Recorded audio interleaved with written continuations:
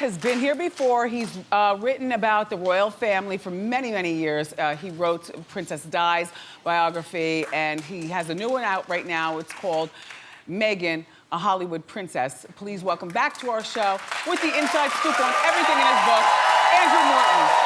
Andrew. Nice to see you. 30 days. 30 days. And we've already got the fascinators out. I see, yeah. Love it. It's great. So, what's in the book? What's the insight? What do we need to know? Well, you're going to get everything you wanted to know about Meghan Markle, but we're afraid to ask. Meghan 1.0. Okay. Well, where does she come from? You tell me. Sell it, sister. Okay. Well, her half-sister, Samantha, says to me, tell Wendy Williams we're not from Crenshaw in Los Angeles. They were from Woodland Hills. Which is right around the corner. Which is a few miles away. So Meghan's a Valley girl. Okay. So brought up round there. Went to school in Los Angeles, in Los Feliz, and then made her way into Hollywood. And it took her about 8 years before she got her first really big break, which was on Suits. Is it true that she was obsessed with the royal family even as a little girl? Well, as a girl, she liked Diana to the point where a friend of her gave her one of my books, Diana, Her True Story. So she had it on her bookshelves in Los Angeles and also in Toronto. And she watched videos of the wedding of Charles and Diana. When Diana died, she and her friends all watched the funeral. And she got very involved in philanthropy, or, you know, activism and things like that, doing Yeah, good. she was an activist pretty early on. At age 10, she was organising demonstrations against the First Gulf War, writing to corporations about faulty packaging, getting, you know, biscuits, chips and things for her school friends. But her parents got divorced when she was 2. Is that correct? Yeah, well, they split up when they were 2, divorced a few years later, but they separated at 2. So she was a toddler when they split up. And she cute, right? And it's interesting, isn't it, that Harry's from a broken home, Meghan's from a broken home. How broken is Mary's home? Will James Hewitt be at the wedding? If you know what I'm saying, and I think you do. James Hewitt will be in Devon, which is where he lives. I can tell you that for nothing.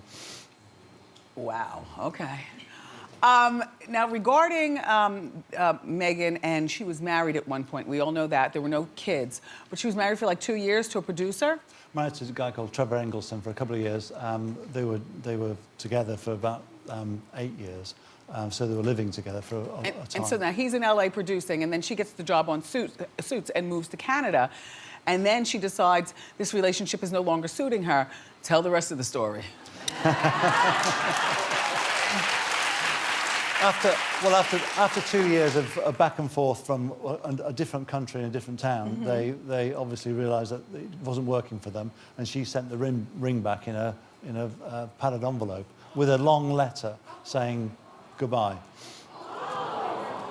Listen, look, I applaud her ambition, not for nothing, but I'm also very suspicious. It's so interesting. It's juicy.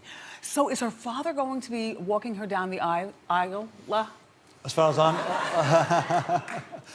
I'm aware, he's not going to be walking her down the aisle. It's going to be Dorian. Oh. And in fact, there's been back and forth on this for the last few months. And, and speaking today, he doesn't have a suit. He doesn't have an airline ticket. He doesn't have a hotel room.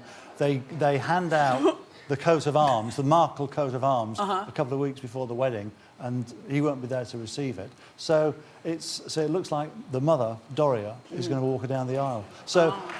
I would say if Meghan or any of her friends are watching now, I would say to her, reconsider, because there's not one Markle being invited to this wedding. Do you know that there's a weed named after her? It's called Markle Sparkle. yeah. Just saying. And there's a website. Yeah. So what's going to happen is that the Markle family are going to be ending up in Windsor Castle commentating for various television companies. So, I mean, you might even get the father flying himself over there to stand outside the whole ceremony. So I would counsel her, think again.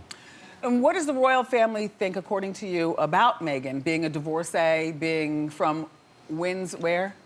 Sorry. Near Crenshaw. No, Woodland Hills. In other words, Miles away being from- an American miles and a away. commoner, and you know what? And the black thing. Yeah. Well, I mean, the last American to marry into the royal family was Wallis Simpson, and that created the biggest crisis in British history with the abdication. So this time around, she's going to be given the title Her Royal Highness. Yeah. The fact that she's biracial seems to be have gone down very well. So good, lucky her. And she's become, as we like to say in Britain, a national treasure. Yeah, and she's doing it, it seems, on her own terms. You know, some of the things that she wears and, you know, how she carries herself. She's not stuffy like the rest. I like it.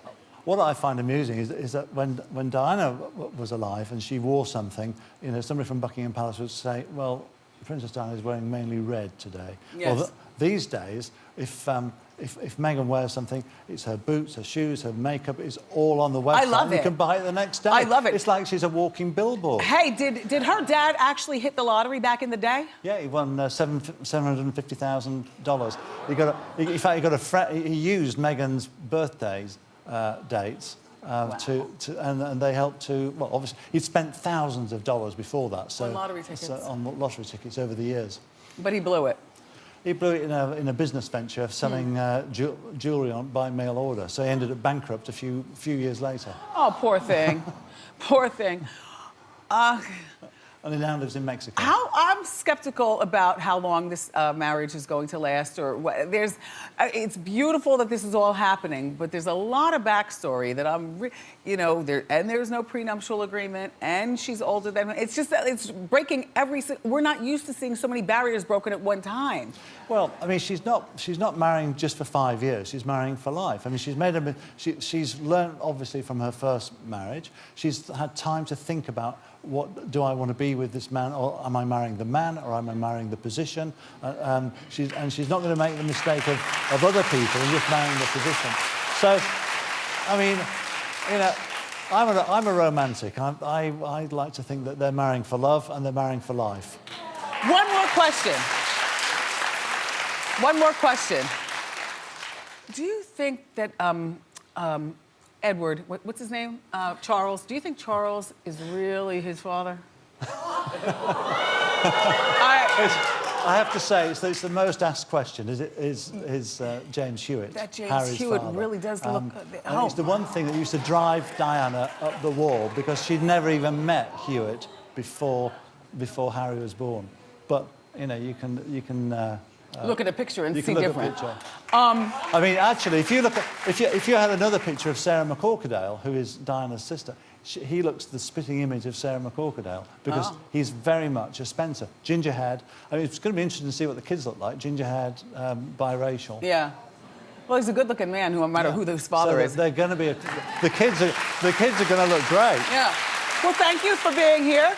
Andrew Morton, everybody. You'll want to pick up his book. It's called Meghan, the Hollywood Princess. It's in stores now.